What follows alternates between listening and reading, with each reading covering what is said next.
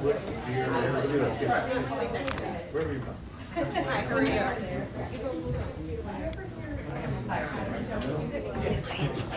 New Year.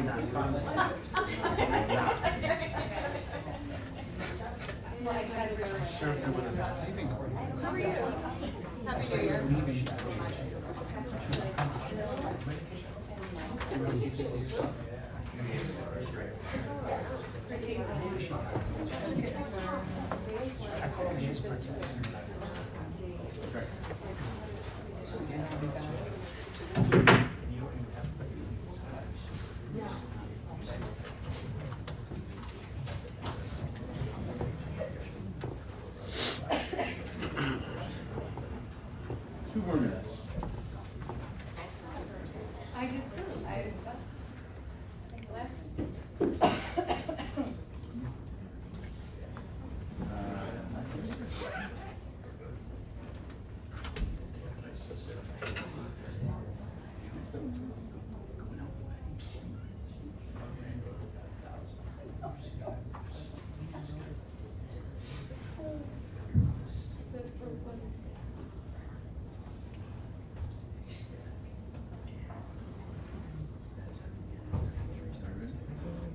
Lou, you good?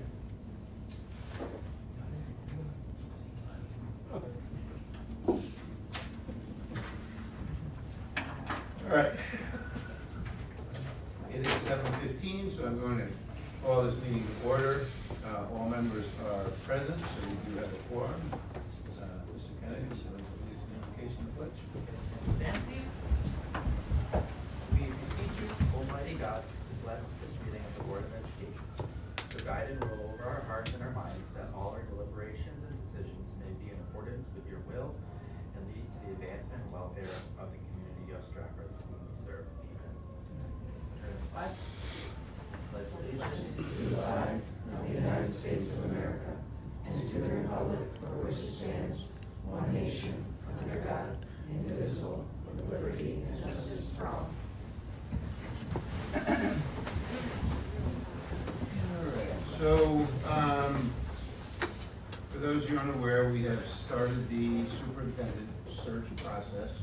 Last month, we had hired somebody, Mary Broderick from CABE. She has met with all the board members and a few other individuals to get some insight into what we might be looking for superintendent. Some of you might also receive invitations to, actually everybody will, there's a survey that is going out. If you've got the time, please fill it out. And then there are some focus groups. There are some specific groups, but there are also some open to the public groups. So if you haven't been invited to a specific group, you are invited to the public groups. You can go in, give your input. This is going to help guide us in the process as we work through it. We want to hear community's input and ensure that we're being thorough through the process. So that is on its way. I've spoken to Mary Broderick, who's our representative. She had said we had some initial interest over the last week, but it was early. Outside of that, I don't have any further updates on that. Second part, we currently have a cell phone task force that's being put together, studying the use of cell phones within the school district. When we went through COVID, it was very obvious the detrimental effect of isolation and remote learning for our children, the lack of interaction with their peers, and it stood out, and people spoke about it and were fully aware of it. The problem with cell phones, in my opinion, is very similar. There's a book currently out now, and a number of the schools I think are doing workshops on it, or cell phone task force is given a book. The book is called The Anxious Generation. I know a number of people have read it. I'm in the process of reading it now. Hopefully this book will help guide us in some of our future decisions on how we deal with cell phones. But it's an amazing book with a lot of insight. I would strongly suggest that for everybody, parents, staff, even some of you students, pick up the book and read it. There's some great information in there, just how cell phones are a great thing. But like with anything, if they're not used appropriately, they're not proper guardrails, they can be very detrimental both to the child's educational environment and their social and emotional growth. So if you get a chance, pick up the book and read it. It's an amazing book. And it is, I think you guys do have it in cell phone. I think 6 schools you said are currently doing. Yep, there's 6 schools currently doing book studies, and working towards it, and I do have some extra copies for board members that are not on the cell phone task force, if you would also like to read it. All right, so we will move on to our students report, and Jenna Bernardo, you will go first.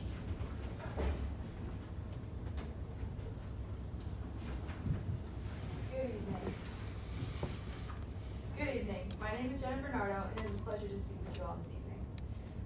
Invitations to apply have been sent to Bunnell students who have qualified for the Math Honor Society, and the Science Honor Society has also been accepting applications in a few weeks. There will be a free after-school SAT prep tutoring in math beginning this week, after school on Tuesdays and Thursdays for junior students who want to raise their SAT scores. We're welcoming a new staff member in science, Dr. Eli Patterson. He will be teaching biology classes at Bunnell. We would like to congratulate the 2024 yearbook staff advised by Heather Martiri. The 2024 publication titled One Day at a Time took place in the American Scholastic Press Association's annual review and contest. We would also like to congratulate Abby Owen, Bunnell Reading Specialist, who was awarded the Vicky Soto Grant. Abby will be purchasing books that are also streaming so that students can engage in both critical reading and viewing. It's hard to believe that the scheduling and course selection process for the 2025-2026 school year is already underway. On January 10th, Bunnell hosted its annual AP/ECE potential panel, which was live streamed for the entire student body. The purpose of this panel was to discuss the benefits of taking a dual enrollment course and to inform students of all the AP and dual enrollment courses Bunnell has to offer. Members of the panel included AP and ECE teachers, counselors, current students, alumni, and a representative from UConn. The event ended with a Q&A session, and students had a lot of positive feedback and left feeling informed about the courses Bunnell has to offer. Tomorrow, the guidance department is hosting a junior college planning event in the auditorium for all juniors and families. Over 60 parents and guardians will be in attendance. The Bunnell stage is excited to announce that our spring musical is Disney's High School Musical. Our students are also very excited to be going to see Wicked on Broadway this upcoming May. The music department's spring concert is set for Tuesday, May 20th. Aiden Garcia and Jordan Pierce were named All-State in football, and Diallo Cohen was also named both All-State and All-Regional New England in boys soccer.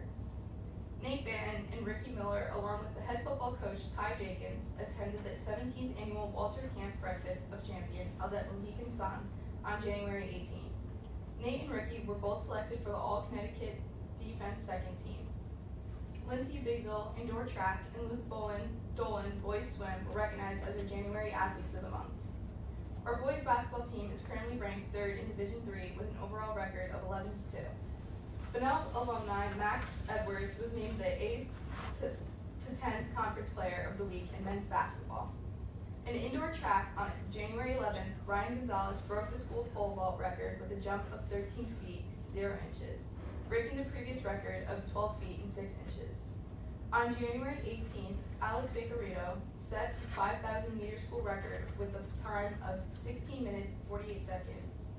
In the same meet, Lindsey Basil set the school pentathlon record with a score of 2,809, finishing 2nd overall in the meet. Student government held a successful and lively Spirit Week prior to holiday break. The student government is also joining HOSA to host the next school-based blood drive on March 4th. We have a meeting to discuss with the American Red Cross on Friday, January 31st to discuss recruiting donors.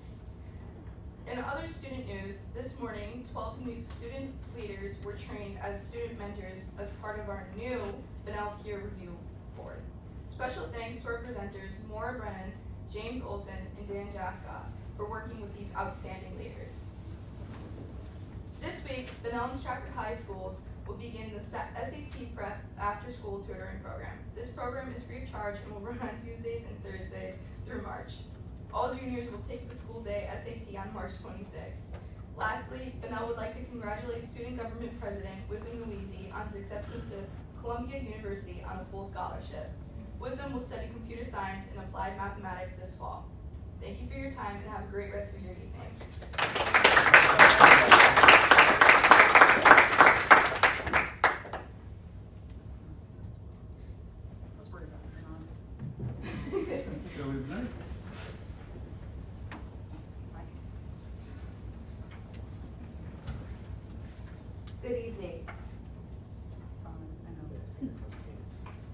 Good evening. My name is Zoe Bernard, and I'm a student at Stratford High School. It's a pleasure to be able to speak to you this evening. I would like to wish each of you a happy new year. January is a transition month. Last Tuesday through Friday were midterm and final exams, and today was the start of the second semester. This change brings excitement as we prepare for our final semester at SHS. Exciting news. Taylor Dunbar, an extremely talented artist from Stratford High School, received a Scholastic Art Honorable Mention Award for her mixed media artwork entitled Gilded. Taylor's piece will be on display at the Joseph N. Silk Gallery on the campus of the University of Hartford Art School from January 13th to the 31st. Two students from Stratford, Danny Planis from Bunnell and Alex Lugo from Stratford High, auditioned and were selected to perform in the CMEA Western Region High School Jazz Band. This audition was very competitive, and there are only 18 students in this ensemble total, with students from all over Fairfield County auditioning. They recently performed at Wilton High School. Congratulations to both of them for representing the Stratford Public Schools. Our advanced classes competed in a holiday door decoration contest. With a record-breaking number of votes, Mr. Cavalier's advanced classroom won with their Peanuts cartoon door. The students in this advanced class were rewarded with a breakfast. Junior Ring Dance ticket sales were held last week. 186 tickets were sold. The Junior Ring Dance will be held at Vazano's Four Seasons on February 13th. In the Humanities Department, we are proud to welcome back the International Relations students who attended the Yale Model United Nations this past weekend. Over the course of 4 days, Yale Model UN challenged student delegates to engage and think critically.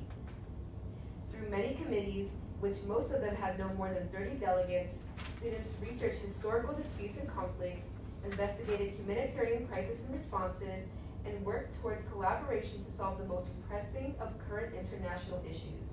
They passed dozens of resolutions that addressed a wide range of topics, developing leadership, empathy, and teamwork skills that are crucial in shaping our next generation of world leaders.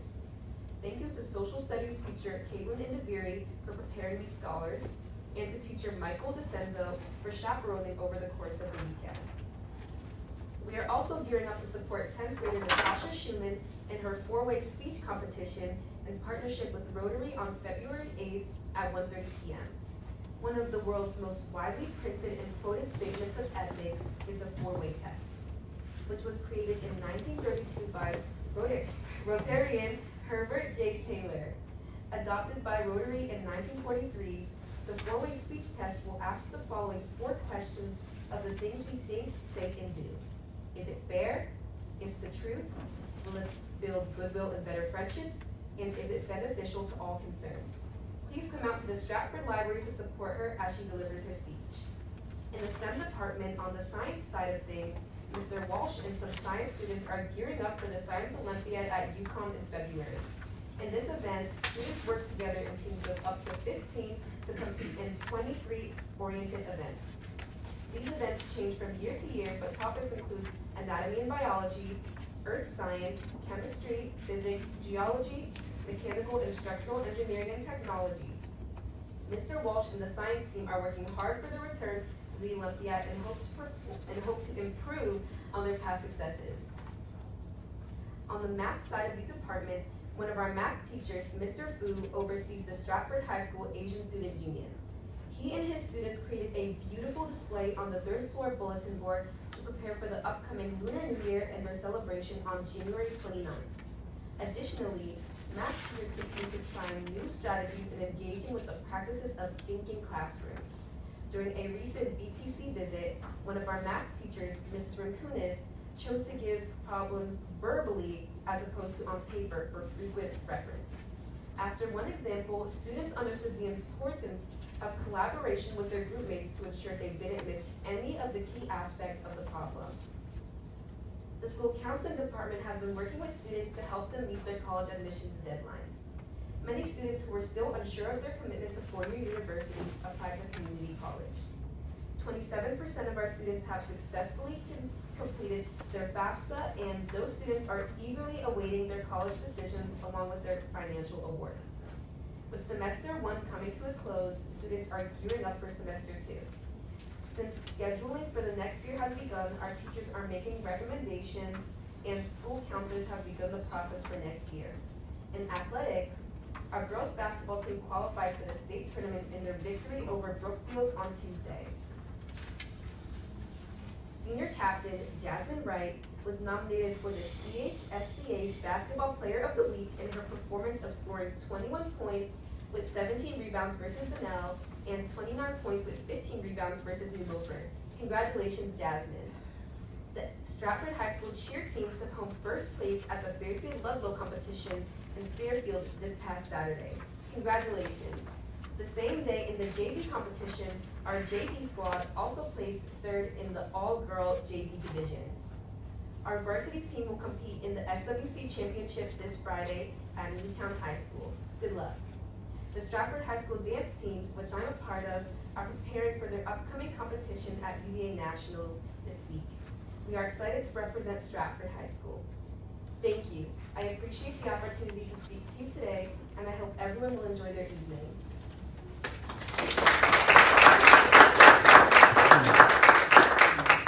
I don't remember, did we get to talk about our last year's speaker, Mr. Brennan? But first, can you give us a date and time again of the Rotary speech? Yes, I believe it's February 8th.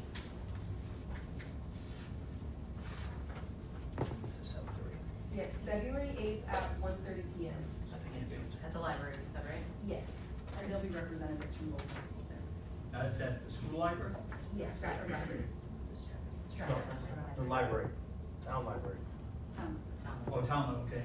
And then I want to mention that Dan Brennan, who represented Stratford High last year, graduated from Marine Corps boot camp on January 17th, #1 in his class. Promoted, and he would have been here tonight, but he flew back to South Carolina today for 4 more weeks of training before he goes to Texas for training. He's going to be a firefighter in the Air Wing.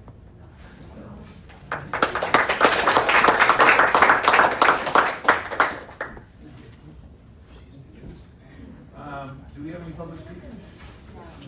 Okay.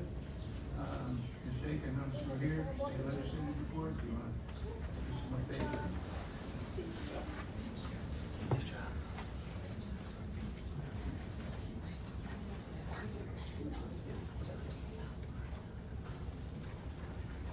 Good evening, everyone. First, I want to say hello. I'm looking forward to working with all of you and hearing from many of you, I'm sure. It's not a secret that this legislative session is going to be very challenging, not just for Stratford, but for the majority of our municipals across the state. My priority is trying to bring as much funding back into our town and for our schools and for our programs. So I'm looking forward to hearing from you regularly in building that relationship. I think it works best when you have the face-to-face conversations. So there's not much for me to report on initially right now. We're going to be hearing from the governor and hearing what his address is going to be on the 5th, I believe, of February. There are, concepts right now in the legislature that are being raised, whether it's ECS funding or special education funding. Those are priority issues in the Senate and in the House. So, if you have ideas, thoughts, recommendations, please reach out to me directly, and we'll hopefully be able to get what we need here in Stratford. We know how challenging it is. Any questions? No questions, but I have 2 letters. Sure. That were sent specifically to other legislatures, legislative representatives, but I want to give them to you as well. Okay. And I'm hoping that you can share them widely. They are directly in reflection to special education funding, and also into capping what out-of-district placements can charge districts, so not just approving programs, but actually capping what they can pay. So they're pretty detailed. They're in collaboration with multiple superintendents, and I would love it if you could take those forward. So this, it's addressed to Representative Leeper, Yes, so and she's she's got a already copy. received Yes, this. she's already So I can received have a conversation with her about it. Okay. When I see her tomorrow, because Yes. she'll be up at Hartford all You day, can. if that's possible. Yeah, and one of them is is from the Southern Fairfield County group. That's the one that went to Representative Whitmer. Okay. So all of these districts, this is primarily from, okay. Anything that jumps out from this that you want me to know off the cuff? Yeah, the two things that are most impactful from the groups that I've been working with is that oftentimes we feel like at the state level, they choose one or the other.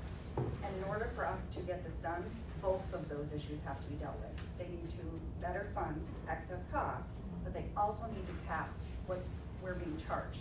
Because if you only fund us better, the out-of-district placement costs are just gonna go up. Right. Even one of our RESCs increased 11% this year. And no district or town can handle those continuous increases. Agreed. So I'm hoping what comes out is not one or the other, but both. Noted. Anything else? Well, you've heard me say over the years. Oh, come on, unfunded Paul, I know what state you're gonna mandates. say, I know what So you're gonna say. please, Yes. no more unfunded state mandates. Yes. One of the bills, I'll just let you know now, that I co-sponsored, is HB 5845. It's an act concerning funding for school meals. And Bill, you're gonna love this. It's to provide funding to reimburse districts for the difference between the federal reimbursement rate for reduced price and fully paid meals.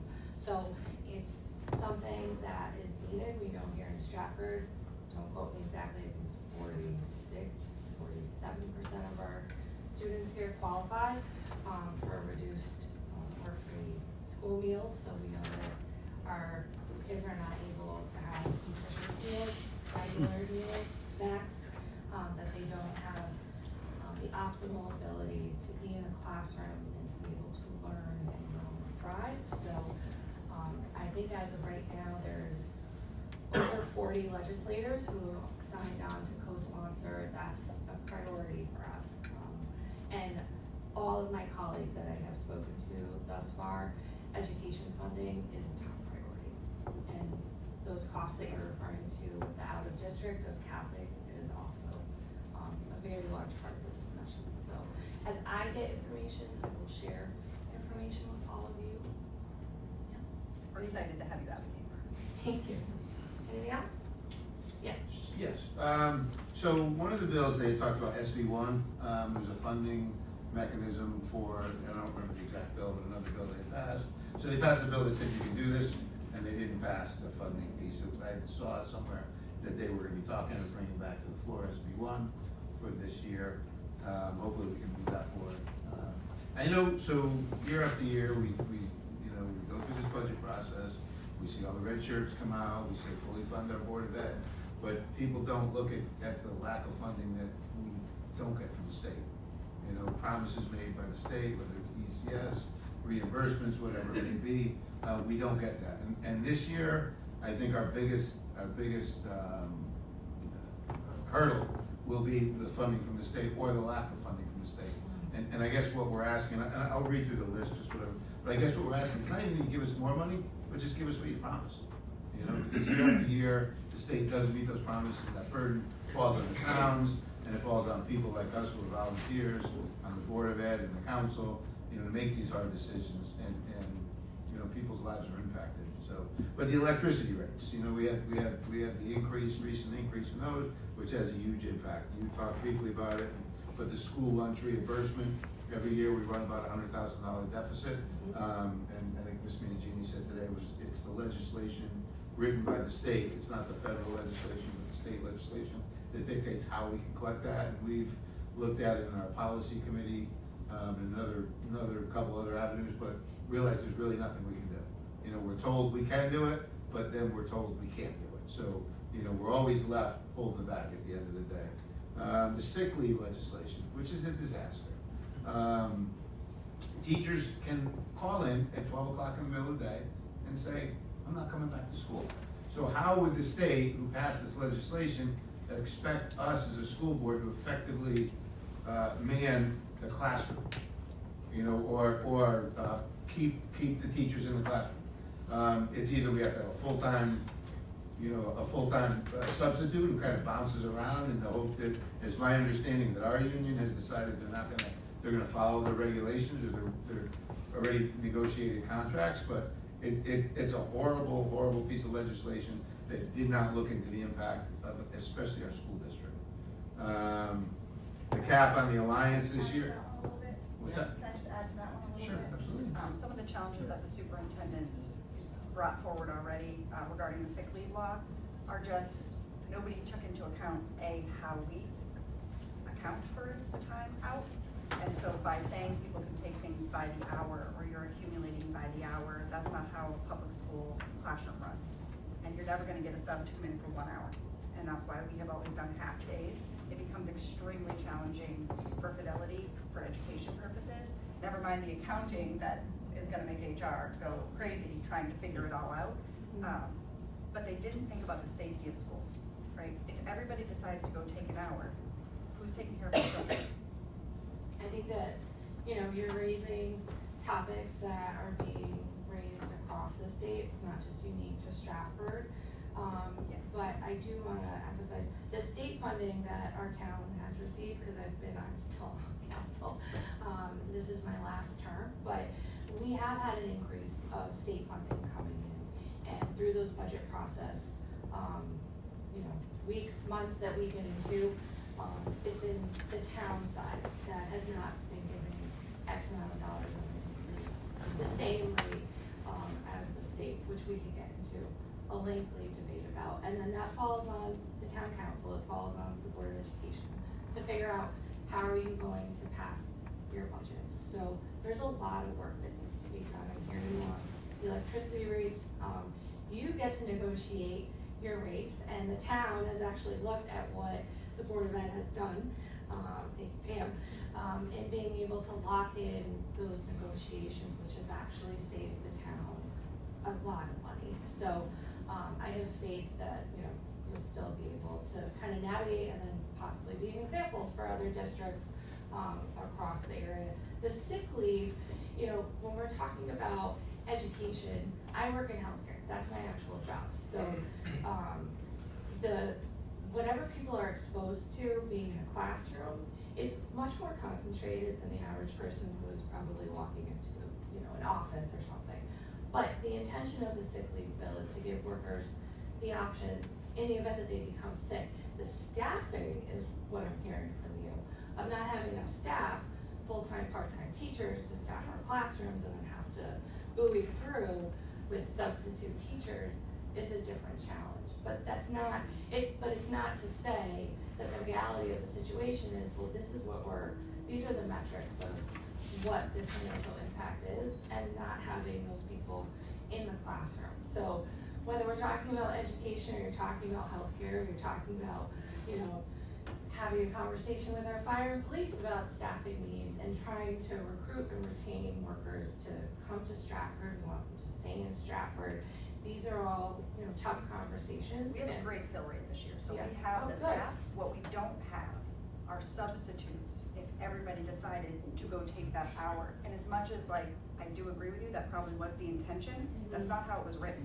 So because it wasn't written that way, people can take advantage, and in other districts, they already are. I am thoroughly thankful that we have an amazing teachers union that has not done things like that at this point in time. Correct. But we have lots of superintendents that are dealing with the opposite. So it's not that I don't think that was the intention of the sick leave law, it's the way it was written, doesn't say that. So here in Stratford, just so I understand, and I have to go have my conversation, are we seeing that within the town of Stratford, within our public schools, or is the you know, occurrences of what you're describing or whatever? So is- we just sent our notification out about the sick leave, but I do know that our teachers union has communicated greatly with their union. Mhm. And right now, we are not seeing people, what I would call, abuse that. Yeah, I wouldn't think the same. But they have in other districts, so I've already had meetings with the commissioner and with the other superintendents in districts that are pushing and taking advantage of it because of the way it's written. There's nothing that our HR office can do. There's no requirement of a doctor's note, there's literally nothing we can do. So it's in the order to prevent it. definition. It's the way it was, I think they didn't think thoroughly about education, how an education system runs. And we wanna support people's mental health, trust me. And you have lots of principals that would gladly be like, I need you to go home and like take care of yourself. because you need to, right? But we also have a responsibility to our students. And the way in which that legislation was written makes it harder for us to hold staff accountable to service our students, and puts our building administrators, frankly, in a really tough spot. We have staff, we don't have. So you're voters. looking for accountability measures, am I hearing? We're looking You for are. it to be manageable, right? And to Okay. think about a school system. And if it said for an emergency when you get sick, that is very different than, you know, you can take an hour without telling us why or any other reason and just take an hour because you have an hour. Okay. And so that makes it really hard. I love Stratford and I love how people work here, so I don't foresee, you know, Jack Del Piano calling me and saying, 60 teachers just left for an hour and didn't come back. They really could. Yeah. And so that is a significant concern. So in that regard, thank you for sharing that, and thank you for giving more of a background on that for Stratford. What I would love if you could provide it, is data with no names, but just, you know, what the reason is, you know, if there is a reason, They that's don't able have to to be give one. documented, you can't give one. They don't have to Okay. give one now. That's All how right. it's written, and I that's, guess more of the frequency. we can definitely give you some attendance. We already struggle in Stratford with attendance, right? For everybody, our students, our staff, our everybody, and we are getting better, but this may throw a wrench in that. Okay. You know, and some people have really terrible examples, right? But I could technically, if I built up enough time, take an hour off at the end of every day to go golfing for my mental health. Because I don't have to give you a reason. And if you see a picture of me golfing, I'm not in trouble. Got it. Or you could call in at 12 noon, say I'm taking that hour off, and then the classroom goes unattended by staff. And you're talking about whole systems. I mentioned teachers because we need them to be with students, but you have your secretaries, you have your para-educators, you have your nurses, you have your custodians, who's gonna clean our building at night, you know, and without notice, Yeah. without people giving us notice, Sure. and without an opportunity to fill those positions, this type of a legislation can really put us at risk. So my perspective is that, you know, anything that's already, you know, legislated, or we have laws, what have you, there's always an opportunity, right, to amend, and improve things, and very helpful, in the education building.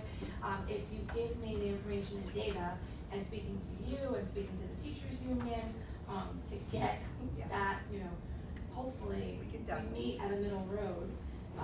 And then that helps me so that I can then go up to Hartford and do my job with who I'm speaking to, and hear from other legislators who, it sounds like, based off the letter, with all the other districts that have signed on to it, we're experiencing.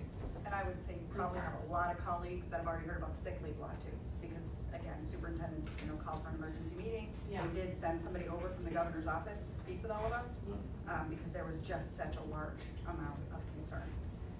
So you won't be able, we'll give you all that, but you'll go there and you'll have lots of people that have also heard Okay. that it just is really tough for us to implement the way it was written. It would be very helpful if I could have it like at the middle of next week, if that's possible.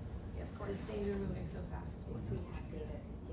Yeah, We'll give you, we'll It's just definitely, enacted at this we'll point. give you There's all of not our much to- concerns. Yeah. What we can do is give you all of our concerns and our current attendance rate, so you can know where we're already fighting from. So if this does impact greater, we can let you know next month and the month after. We just sent out notification. Okay, that would be great. But at least you'll go there knowing where we're worried, what we're worried most about. Right, and my main concern is Stratford, Yeah. just, thank you. Ms. Mangini, was there, our electric costs this year, had they gone up because of the new tax or the adjustment? Can you speak to that? They have because of the pure tax, and we were affected by that. So I think I've explained to the board before that we had significant savings in our budget last year, and it was as a result of that pure tax not being implemented, but yet we had to budget for it. This year, our advisor suggested that we take a more conservative approach and not budget as much, and because it was enacted, we could be seeing a deficit of about $300,000 in our electricity costs. So we are a little bit concerned about that. Even though we are locked in to our rate, that's only a portion of the bill, right? We still have to pay all the taxes. We have a generation fee versus the transmission fee. So, yeah,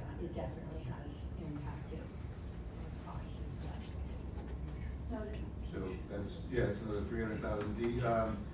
Stratford, and I know you have, I don't think you've been around for 20 years, I've been around for 20 years. Stratford has always historically been underfunded in our ECS funding.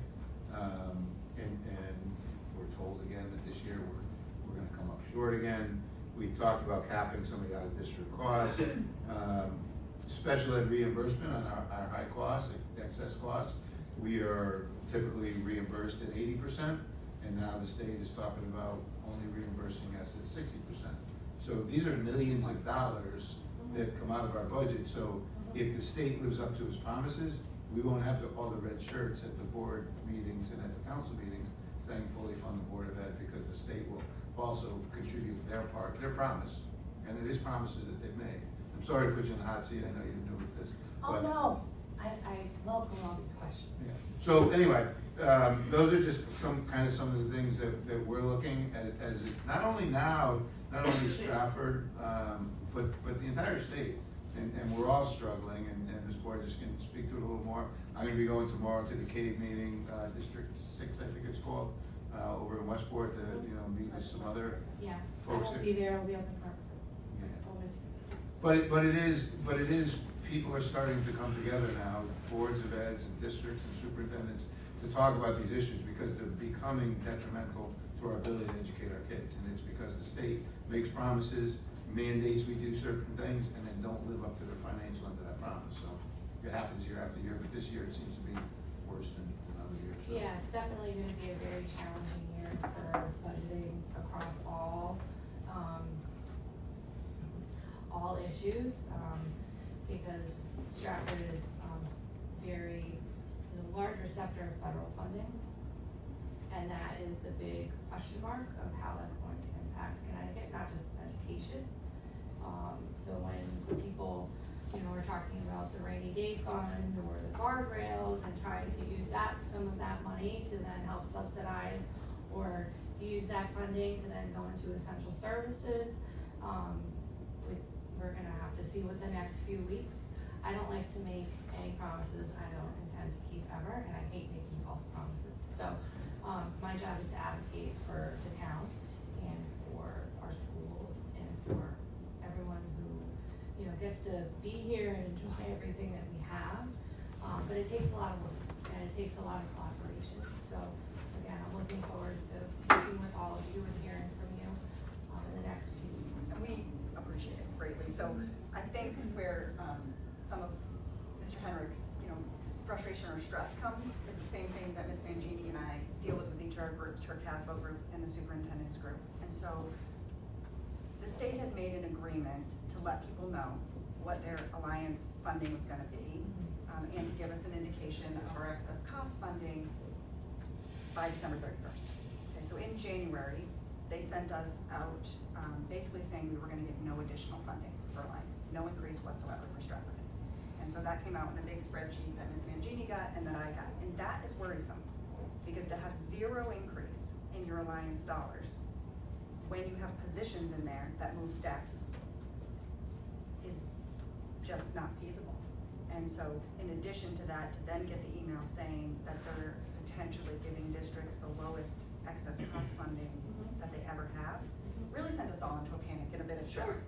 Do I think that's gonna change with all the pressure in there? I do, right? Do I think the final numbers that come out in February and March may be different? I'm really hopeful. And we know, like when I'm saying all this, I know it's not just you, right? I'm advocating for Stratford so you can bring Stratford's voice there. But these are the things that, from Ms. Mangini's group and my group, when we sit and we talk about it, that's the extra stress you get going into your budget request, right? Because I have to stop and think, ooh, do I need to build anything from Alliance into the regular budget just to cover the positions that are in there because the state is saying I'm getting nothing as an increase? Or do I remain hopeful that everybody gets something, or that we're gonna have better funding for excess cost? It just leaves us in a little bit of stress and limbo, and I'm glad the state said they wanted to give us these numbers earlier, but if giving us the numbers earlier means we're not getting an accurate number, that's actually worse to me. I'd rather wait than hear them, So that I think is, part of what Mr. Henrik was saying. Well, everybody's frustration about budgetary items, I mean, the town, don't even get me started on the town side. Yeah. Right, so, but throughout the entire state, but again, because of, the realities of, down in Washington, what we are anticipating to possibly not receive, and the ripple effect of what that means trickling down from the feds to the state to the local. And, it's not a secret, we try every single year to try and put things together so that we can still have our essential services funded, and to me, that includes education, so. We appreciate your advocacy. Thank you. And we'll keep fighting and advocating here. Mr. Carter, you have a- I just want to say I'm excited to have you advocating for us in Hartford.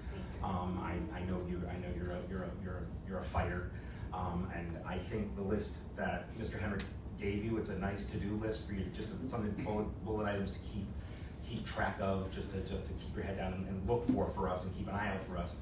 It's not a list that's been provided to the legislators in our legislative report over the last year plus that we've been here. So I think it's a very clear list of things we're concerned about, and it's nice to hear it come out in the clearly to our state legislature. Thank you.